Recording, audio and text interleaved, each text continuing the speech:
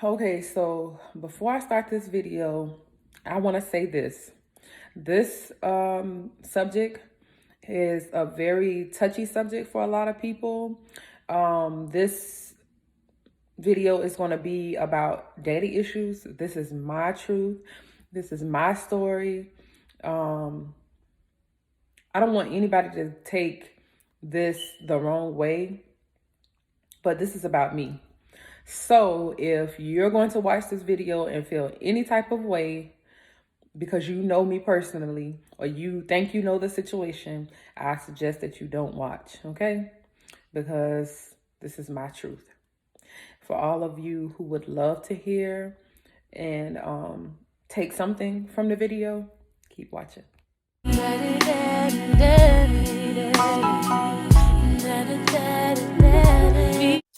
Okay, guys, so this topic is something that's really, I feel like touching the world now. I feel like a lot of people are suffering from this issue. A lot of people are dealing with this, but they don't really know they're dealing with it. There are a lot of people that are dealing with it, but they don't want to talk about it. They don't want to address the situation. And I mean, it can affect your life in many different ways. So where it started from the beginning, I was born into a situation. My mom was single, young, and she ended up getting pregnant with me from someone else's husband. The person that my father is married to is somewhat like family to me. Not blood related, but damn near close to it. So it's an awkward situation anyway from the beginning. When I was born, my mom said that my dad came to see me one time, you know, brought some milk and maybe some diapers and a little bit of money. And I think that was the last type of interaction that she had with him. I want to be real clear. I wasn't there. I don't know the situation. This is all things that were told to me. Because I have questioned it for years, like, you know, what happened? Why is he not in my life? You know, and all of this kind of stuff. And this is what I was told. Just want to put that out there for people that may be watching that know the situation or whatever the case. This is my truth. This is my story. And, you know, you guys can have your point of view, but I'm here to tell my story. So, so that's what I was told, that he was married to someone that is close to being related to me. And basically, you know, he chose not to be in my life for whatever reason. I've been told many different things that, you know, the wife had an issue with it and she didn't want him to be a part of my life. And she didn't feel like, you know, that he needed to do anything for me. You know, I do know that because I asked my mom, I'm like, you know, you didn't approach the situation. You didn't try to see if, you know, try to put him on child support or anything, you know, whatever. And she told me that she tried and that basically every time they went to subpoena him, that basically he would not show, he wouldn't come to the door. He would send somebody else to the door, whatever the case may be. It's a long story. I'm not going to even go into detail because it would take me forever to tell you guys in detail all of that. But that's what it started. My dad was married, and ever since then, he hasn't really been in my life. I can tell you that growing up as a young child in a situation with a parent that had, I'm just going to give you guys a little bit more of the story. I'm the oldest of 11 kids. Yes, I'm the oldest of 11 children. So, a single mom, and, you know, being raised in that type of environment without my dad, I feel like affected me a whole hell of a lot because I do have sisters that their father was involved. And I remember, like, as a child, like, sitting back and kind of feeling like, dang, you know, why doesn't my dad come and pick me up? You know, why doesn't he buy me anything? Or y'all, my voice is a little shaky, y'all, because this is like, I'm trying to just get this out and just, you know, be real about the situation. But I would see that interaction between my sister and her dad, and it would bother me. Like, it would really, really hurt. And like anytime that, you know, me and my mom would get into it growing up, for the time that I was in her home, you know, that's another story. I wasn't totally raised by my mom, so I wasn't there all of my childhood. But the time that I was there, when we would get into it, I would always be like, you know, I want to go stay with my dad. And it will always be kind of like thrown in my face that, you know, he doesn't want you. You know, so I had to deal with feeling rejected, you know, feeling like I wasn't good enough, feeling like, why doesn't he want me? Like, what is it about me that, you know, he can choose to be in my sister's life? Because I do have 2 siblings on my dad's side that he had from his wife. I do have another sister as well that's, you know, but I just always felt like I wasn't good enough. It was something that really, really, I feel like tore me up as a young woman.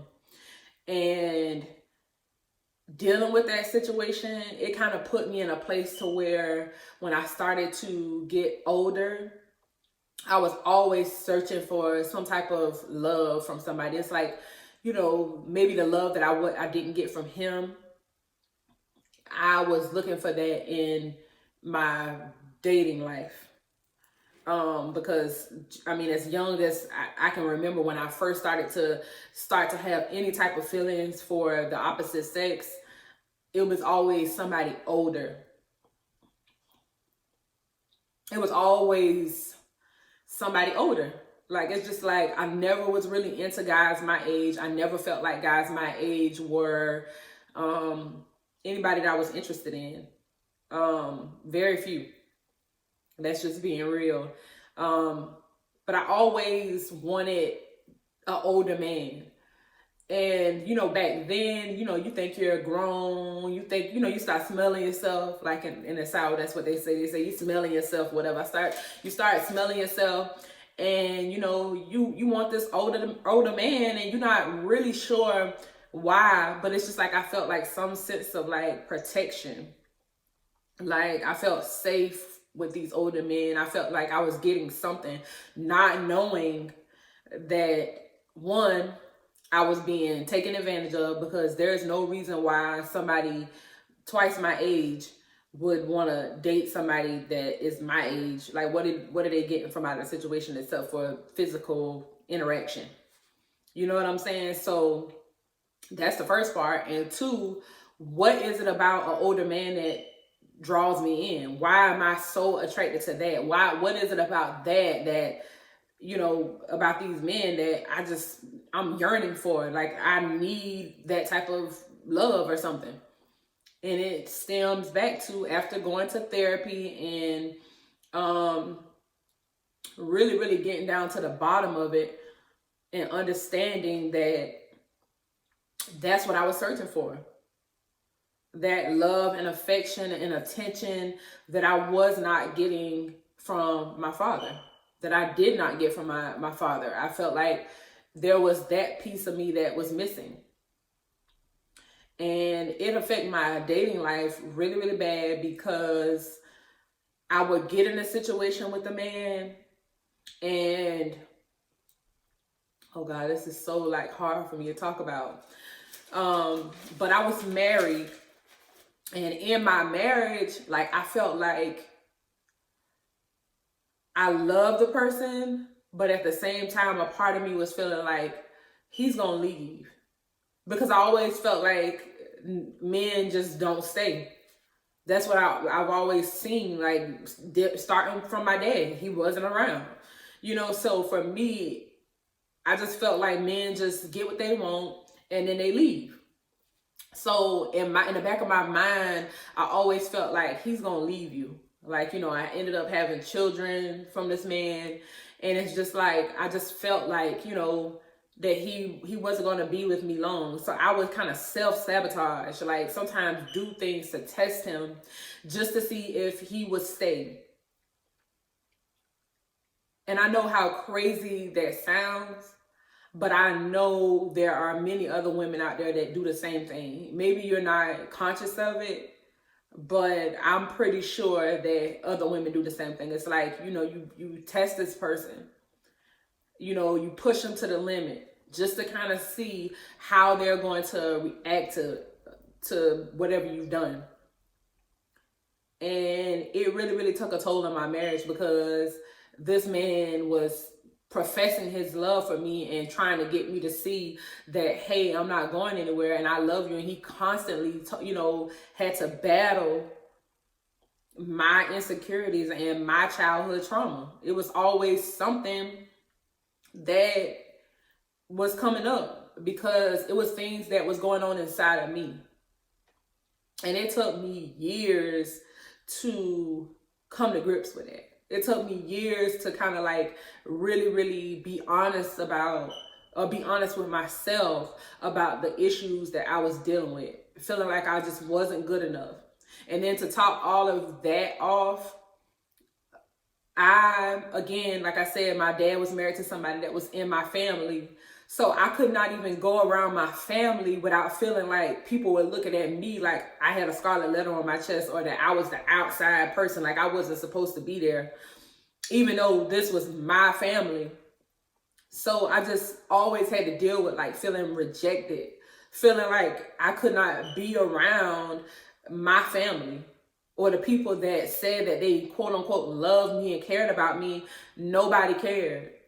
And also, just dealing with the fact that my siblings on my dad's side from his wife could not be in my life like I wanted to. We had to sneak and talk to each other. Me and my sister used to be up late at night whispering on the phone. Like, do you know how damaging that can be to somebody, to have a sibling and know that that's their sister and they can't even build a bond with them or have a relationship with them unless it's like quiet or a secret?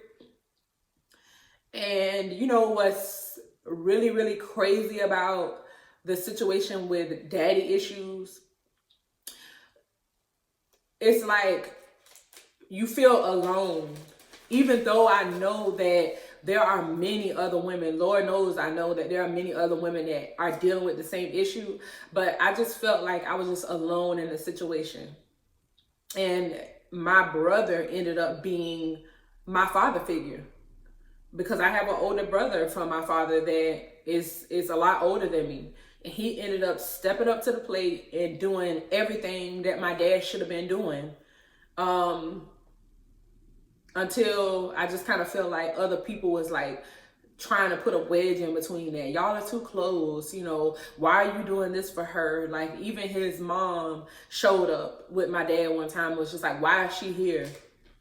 You know how damaging that can be to a child that has a bond with somebody that is supposed to be their brother, and this person is so close to them, and then people are coming and trying to snatch away that relationship. I already didn't have him, so then to pull me away from the one man in the world that I felt like was a good image, because I didn't have a good model of men growing up. Not a consistent one.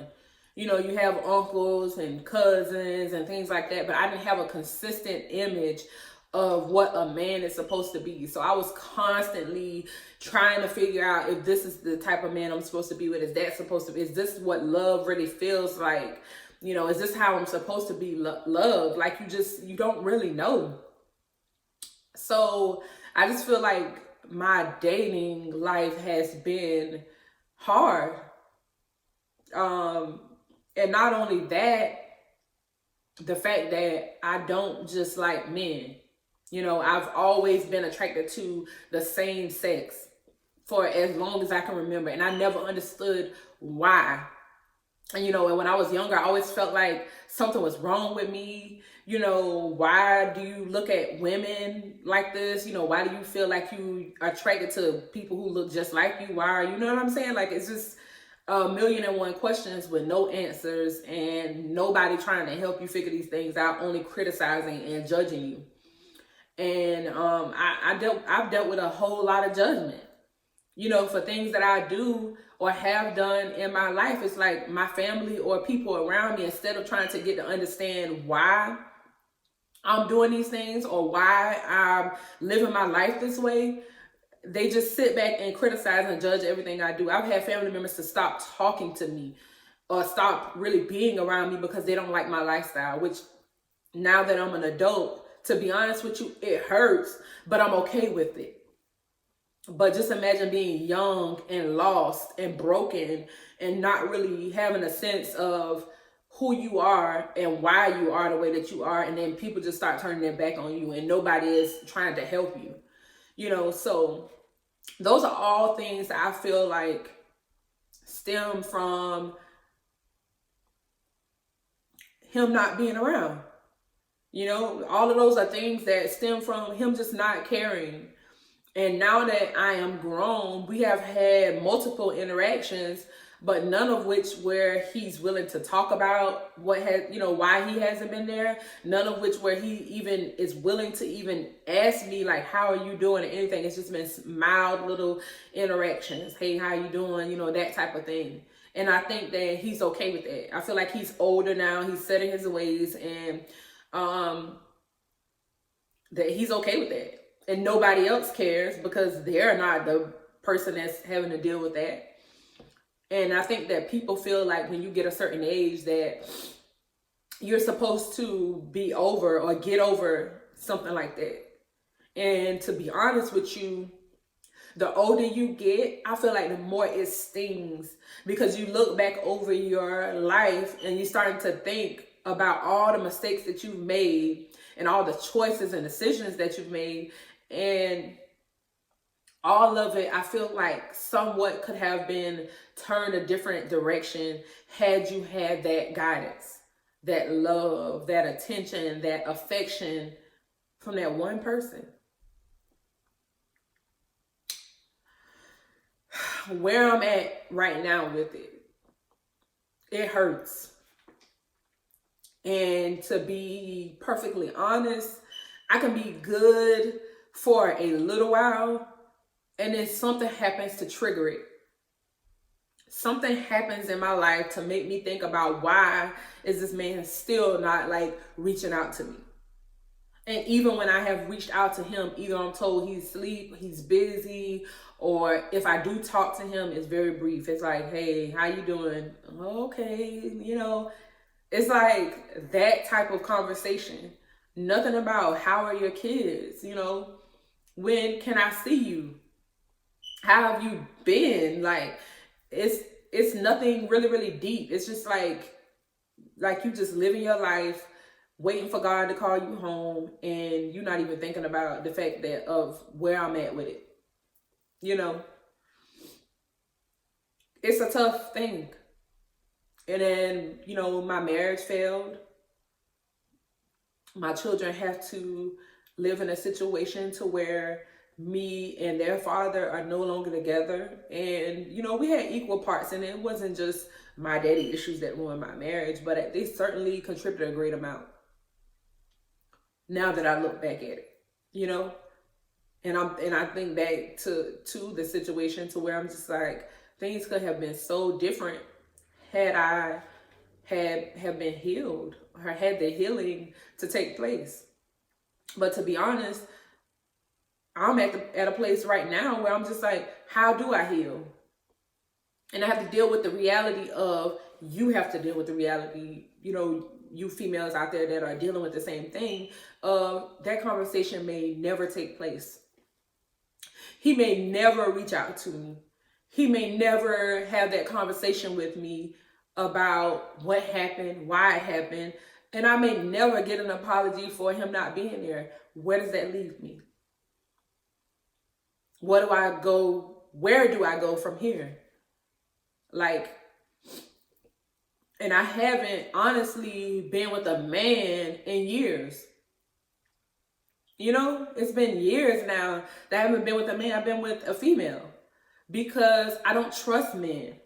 I don't think that they understand the great amount of pain that some of them put us through. Not saying that all men are that way, but I'm so scared of having to deal with the same type, or the fact that I'm not personally where I need to be on the inside or mentally, that I would just destroy the situation anyway. Because I don't feel like I've met a man yet that possess the type of qualities that I feel like my brother has. That's been like the only man that I feel like have made me feel like this is what a man is supposed to be. I haven't met a man like that. And that's sad. So I'm going to continue to do self-healing for myself and continue to do the work to get better, so that, you know, I can be receptive to the fact that maybe he won't ever talk to me. Maybe I won't get that closure that I want, but I pray that the Most High will give me the strength to heal myself so that I can be a better person and that I can show my children, because they do have male role models. Their fathers are in their life, you know, and I'm happy about that. Maybe I can get my healing through seeing them with their dads. I hope that this video has done something for somebody that may be going through the same situation. Know that you are enough. You are good enough. You are worth it. And none of that shit should affect how you feel about yourself. Don't let daddy issues or the fact that he hasn't been around ruin your life and what you have going on. I know that it's easier said than done, but I just want to tell all the women out there that are fatherless, you are enough. And that's all I really got to say about it. I don't want to get too emotional about it, but you are enough. And don't let anybody tell you that you are not. It's his loss. And I'm not angry anymore. I've gotten to a place to where the anger has left the building. I'm just a little hurt and disappointed. But life goes on, and I feel like as long as the Most High puts breath in my body and allows me to physically be here, I am going to give my children the opportunity to have the relationship with their father and try to be the best mother that I can be to them, so that they can grow up and not have to experience the hurt that I have. Thanks so much, guys, for tuning in. I know it's been a little bit of a long video, but thank you for tuning in. And I hope that I have touched somebody. And, you know, drop some comments for me, guys. If you have had daddy issues, what are you doing to do the work? What are you doing to self-heal? You know, maybe you can give me some pointers or some tips to do better and to feel better. Again, thanks so much for the support. Please follow me on IG at Operation_Made Up. Again, that's Operation_Made Up. Facebook at Jocelyn Kennedy. And don't forget to subscribe, like, comment, and hit that notification bell so that you can be notified of all my future videos that will be uploaded. Again, thanks so much, and you are enough.